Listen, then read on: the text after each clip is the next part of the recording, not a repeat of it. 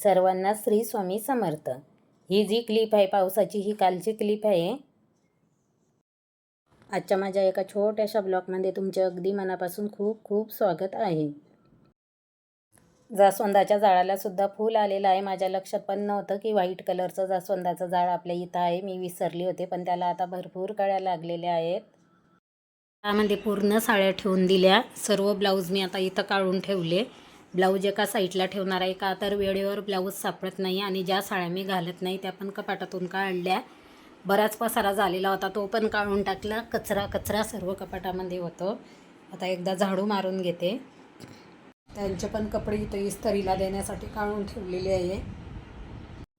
स्वयंपाक माझा सकाळीच झालेला होता. आज काही तुमच्यासोबत शेअर केला नाही. म्हटलं रोज सारखं आपण तेच काय दाखवायचं असं होतं. व्हिडिओ एडिट करत बसले होते, पण झालं काय, ताईंना जे सेंटरिंगचं मटेरियल आहे ते घेण्यासाठी भैया लोक आलेले होते. त्यामुळे मी खाली आली आणि तुम्हाला सुद्धा दाखवते. हे बघा, पावसामुळे जास्वंदाच्या आणि बेलाच्या झाडावरती जी धूळ होती ती पूर्ण निघून गेलेली आहे. ह्या झाडाला सुद्धा खूप कळ्या आलेल्या आहेत. बेलाच्या झाडाला सुद्धा खूप नवीन पानं आलेली आहे. जास्वंदाच्या झाडाला खूप फुलं निघतात. देवाला विकत फुलं आणायची गरज पडत नाही. पूजेसाठी बेलाचे पान पण तोडायचे होते, ते पण मी तोडून घेतले. आमचं मटेरियल खूप पडलेलं आहे इथं, ते भैया घेऊन जातात. त्यांना दिलेलं आहे, का तर आता सिलेंडर मिळत नाही. त्यामुळे सर्व मटेरियल आमचं कुंचून गेलेलं आहे, का तर 2-3 वर्ष झाली इथंच लावलेलं होतं. काही मटेरियल साईटवरती आहे आणि जे इथं पडलेलं आहे ते सर्व कुंजलेलं आहे. त्यामुळे ते आता देऊन टाकलेलं आहे. होईल चुलीला त्या भैया लोकांना, कारण ते साईटवरच राहतात. त्यामुळे त्यांनी केलेली आहे चूल. टेम्पो घेऊन आलेले आहे, ते टेम्पोमध्ये भरताय बघा. वर येतानाच मी हराळी आणि बेलाचे पानं घेऊन आलेली होती. संध्याकाळची दिवाबत्ती केली, पूजेची मांडणी केली आणि पूजासुद्धा करून घेतली. एका ताईची कमेंट होती की ताई मला पण करायचे आहे. त्या ताई जर हा व्हिडिओ बघत असतील तर खरंच त्या ताईंना मला असं सांगू वाटतं की ताई, तुमची जर मनापासून इच्छा आहे तर तुम्ही खरं हे व्रत करा. हे व्रत केव्हाही सुरू केले तरी पण चालते. एकादशीला आपण हे व्रताची सुरुवात करू शकत नाही किंवा उद्यापनसुद्धा करू शकत नाही. त्यामुळे कोणत्याही शुक्रवारी सुरू केले तरी चालतं. 11 किंवा 21 किंवा आपली इच्छा जर असेल तर आपण त्यापेक्षाही जास्त शुक्रवार हे करू शकतो. या पूजेच्या मांडणीमध्ये काहीही लागत नाही. साधी, सिंपल आणि अगदी कमी साहित्यामध्ये होणारी ही पूजा आहे. प्रसादामध्ये गूळ, साखर किंवा कोणताही गोड पदार्थ ठेवला तरी पण चालतं. आपल्याकडे सोन्याचा चांदीचा दागिना नसला, 1 रुपयाचे नाणे ठेवले तरीही चालतं बरं का ताईंनो. ज्या ताईंनी हे व्रत केलेले असणार आहे त्या ताईंना माहिती असेल आणि त्या पूजेमध्ये सुद्धा तसं सांगितलेलं आहे.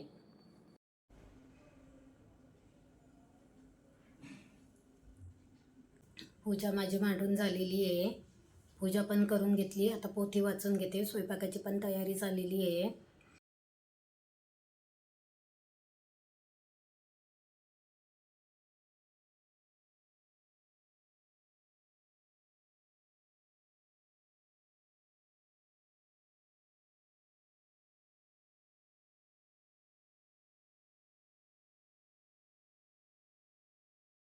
स्वयंपाकामध्ये मी बनवणार आहे तुरीच्या घुगऱ्या. घरामध्ये सर्वजण आवडीने खातात, तुमचे दादा सोडून.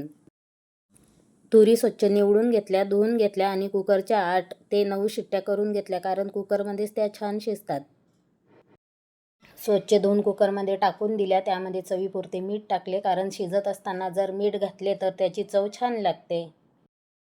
भाजीसाठी खूप लसूण वापरायचा आहे. लसूण आणि आलं खलबत्त्यामध्ये टेचून घेतलं. 2 मोठे कांदे बारीक कापून घेतले. लाल सुक्या मिरच्या असतात, त्यांची जाडसर अशी मिक्सरमध्ये मिरची पावडर करून घेतली, का तर आपण जर या भाजीमध्ये जाडसर मिरची पावडर टाकली तर चव छान लागते. तुम्ही यामध्ये बारीक मिरची पावडरसुद्धा टाकू शकतात जर तुमच्याकडे लाल मिरच्या नसेल तर. पण मी या भाजीसाठी लाल मिरच्यांची मिक्सरमध्ये जाडसर अशी पावडर करून टाकलेली आहे, का तर मला ती खूप आवडते. त्यामुळे तुम्ही कोणतीही वापरू शकतात. असं काही नाही की जाडसरच वापरायला पाहिजे, आपली आपली आवड आहे. तुरी शिजल्यानंतर 2-3 पाण्याने परत एकदा स्वच्छ धुवून घेतल्या, का तर त्यातून लाल पाणी निघतं. त्यामुळे तेलामध्ये जिरं, मोहरी, कुटून घेतलेले आलं आणि लसूण लालसर रंग येईपर्यंत छान परतून घेतलं. परतल्यानंतर त्यामध्ये कांदा टाकला. कांदा पण गुलाबी रंग येईपर्यंत परतून घ्यायचा आहे. परतल्यावर त्यामध्ये आपल्याला जेवढी हवी असेल तेवढी मिरची पावडर आपण टाकायची, हळद टाकायची. मी मिरची पावडर इथं जास्त टाकलेली आहे, तुम्ही तुमच्या आवडीप्रमाणे टाकू शकता. 1 चमचा धना पावडर टाकली, अर्धा चमचा हळद टाकली. कांदा आणि सर्व मसाले एकत्र छान परतून घेतल्यानंतर शिजवून घेतलेल्या तुरी त्यामध्ये टाकून दिल्या. वरून चवीपुरते मीठ टाकले. मीठ आपण पहिले पण टाकलेले आहे. कमी गॅसवरती आपल्याला छान तेल सुटेपर्यंत ही भाजी परतून घ्यायची आहे. तुरीच्या घुगऱ्या छान परतल्यावर त्यावर टाकायचा आहे घरकुल मटण मसाला. तुमच्याकडे जर घरकुल मटण मसाला नसेल तर तुम्ही गरम मसाला टाकला किंवा कोणताही मसाला टाकला तरी पण चालतो, पण घरकुल मटण मसाल्यामुळे या भाजीला चव खूप छान येते. तुरीच्या घुगऱ्या तयार झाल्यावर त्यावर टाकायचे बारीक चिरून घेतलेली हिरवीगार अशी कोथिंबीर. पण घरामध्ये कोथिंबीर शिल्लक नाही, तुमच्या दादांना मी सांगितलेली आहे, त्यामुळे मी कोथिंबीर नंतर घालणार आहे. मी इथं सुकी भाजी केलेली आहे, का तर घरामध्ये आम्हाला सुकी भाजी आवडते. तुम्हाला जर पातळ भाजी आवडत असेल तर तुम्ही त्यामध्ये गरम पाणी टाकून थोडा रस्सा केला तरी पण छान लागतं. ज्वारीच्या भाकरसोबत, बाजरीच्या भाकरसोबत किंवा चपातीसोबत आपण ही भाजी खायची, खूप छान लागते. त्यासोबत भाजलेला पापड, ज्वारीचा जो पापड असतो तो पापड, त्याला बिबडी म्हणतात आमच्याकडे. कांदा, लोणचं किंवा कैरी. अप्रतिम जेवण होतं बरं का ताईंनो. ज्या ताई करत असतील त्यांना माहिती असेल.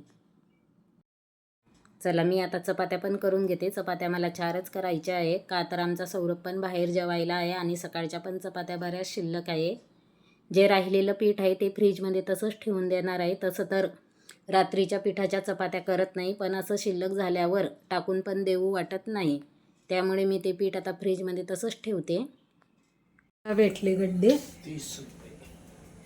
बघू कसा आहे.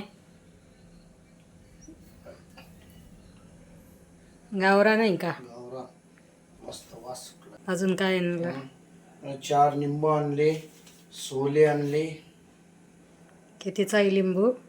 लिंबू 10ला 2, 20चे 4.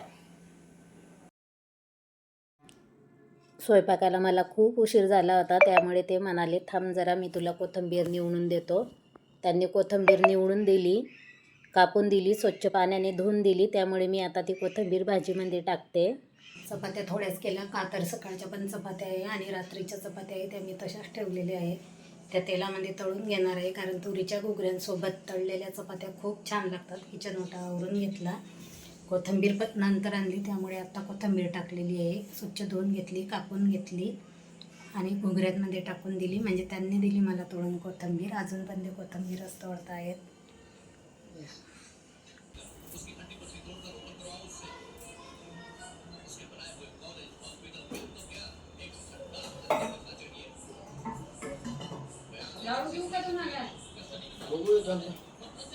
मंदिरात न्यायला आणले होते ते लक्षातच नाही.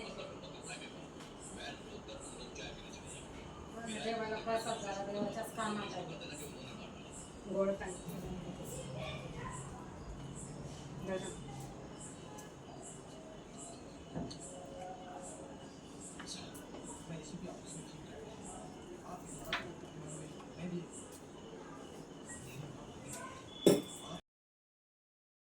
घरामध्ये आरतीला जर सर्वजण असले तर खूप छान वाटतं, पण केव्हा केव्हा काय होतं ना ताईंनो, मुलं घरी नसतात, त्यामुळे आम्ही दोघंच आरती करतो. आज मुलं पण घरी होती, सर्वांनी मिळून आरती केली, पण माझे मुलं व्हिडिओमध्ये यायला नको म्हणतात, त्यामुळे मी त्यांना शक्यतोवर घेत नाही. त्यांची जर इच्छा असेल तरच. ज्यावेळेस संध्याकाळचा घरामध्ये मी कापूर जाळते त्यावेळेस सर्व घरामध्ये आणि घराच्या बाहेरसुद्धा दाखवते. आजच्या व्हिडिओचा मी माझ्या इथंच एंड करते. परत भेटू उद्याच्या एका नवीन दिवसाच्या नवीन व्हिडिओमध्ये. तोपर्यंत बाय, गुड नाईट. कसा वाटला तुम्हाला आजचा व्हिडिओ ते पण कमेंटमध्ये मला नक्की सांगा बरं का ताईंनो. पूर्ण व्हिडिओ पाहिला त्याबद्दल सर्वांचे मनापासून धन्यवाद.